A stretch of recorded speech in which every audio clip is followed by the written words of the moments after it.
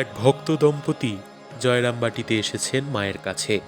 পথশ্রমে ক্লান্ত দেহ, সঙ্গে 4টি শিশু সন্তান। একজনের আবার ম্যালেরিয়া জ্বর। এসে দেখলেন অতি ছোট একটি খড়ের বাড়ি, তাও আবার লোকে ভর্তি। কোথায় থাকবেন, কোথায় বসবেন কে জানে, মাই বা কোথায়। মা সংবাদ পেলেন, ডেকে আনালেন ভেতরে। নিজে অগ্রসর হয়ে পরম স্নেহে সন্তান সহ কন্যাকে নিজের ঘরের বারান্দায় বসালেন। মায়ের মুখে মা এসো আদরের ডাক শুনে কন্যার বিপন্ন বিষণ্ণ ভাব কেটে গেল। হৃদয় ভরে উঠল, মুখের ভাব হলো প্রফুল্ল।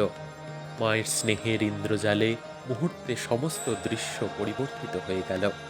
শিশুদের শোয়াবার, নিজেদের বসবার, বিশ্রাম করবার ব্যবস্থা হলো তৎক্ষণাৎ।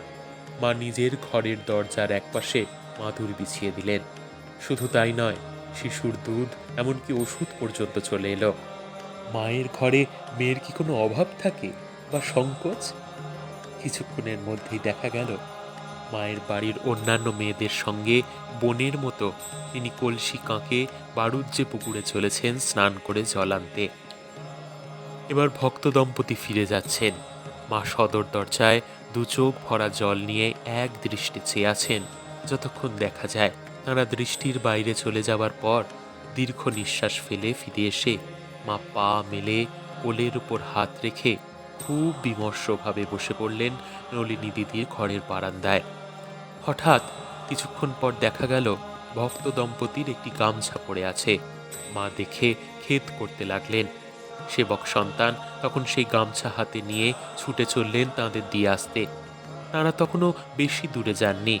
গামছা দেখে তাঁরা লজ্জিত হলেন এবং সন্তানের নিকট কৃতজ্ঞতা প্রকাশ করে গামছা নিয়ে আবার সহর্ষে পথ চলতে আরম্ভ করলেন। সন্তান ফিরে এসে মাকে সংবাদ দিলেন। মায়ের মনও প্রসন্ন হলো। মা তখনও শোকাচ্ছন্ন হৃদয় বসে আছেন পূর্বোক্ত স্থানে। সন্তানটি বাইরের ঘরে বিশ্রাম করতে যাবেন। হঠাৎ শুনলেন মায়ের শোকার্ত কণ্ঠে কান্নার স্বর। আহা, বাছা আমার, কালকে সে স্নান করে পড়তে পারবে না। যখনই শাড়ি খুঁজতে যাবে তখনই মনে হবে ফেলে এসেছি মায়ের বাড়ি। সন্তান ব্যগ্র হয়ে ছুটে মায়ের সামনে দাঁড়ালেন। ভক্ত মহিলা স্নানান্তে ভিজে শাড়িখানি পুণ্যপুকুরের পাড়ে শুকোতে দিয়েছিলেন।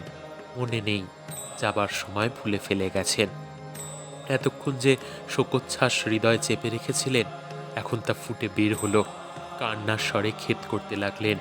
জনৈকা নিঃসন্তানা রূঢ়ভাবে বললেন, মাগি কোন দিক সামলায় এতগুলো কাচ্চা বাচ্চা? তার কর্কশ স্বর, কঠোর বাণী মায়ের শোকের মাত্রা বাড়িয়ে তুলল। অশ্রু বর্ষণ করতে করতে ভগ্ন স্বরে বলতে লাগলেন, ভুল তো হবারই কথা। মন কি ছেড়ে যেতে চায়? একটি রাত কাছে থাকতে পেলে না? প্রাণ খুলে দুটি কথা বলতে পেলে না? সন্তানটি কাপড়ের দিকে চাইতেই নলিনী দিদি মুরব্বি আনার সুরে বললেন, এই একবার ছুটে এলো, আর যেতে হবে না। তারা এতক্ষণ অনেক দূরে চলে গেছে। মায়ের দিকে চেয়ে সন্তান স্থির থাকতে পারলেন না। শাড়িখানা হাতে নিয়ে মাকে বললেন, বেশি দূর যাননি, এখনই দিয়ে আসছি। মায়ের মুখ প্রসন্ন হলো। স্নেহস্বরে বললেন, বাবা, রোদ আছে, ছাতা নিয়ে যাও। ভক্তেরা অনেক দূর গিয়েছিলেন। তাকে দৌড়ে আসতে দেখে অতীব বিস্মিত হলেন এবং শাড়ি দেখে তখন ভক্ত পরিবারের মনে পড়ল শাড়ি রোদে শুকোতে দিয়েছিলেন, আনতে ভুলে গেছেন।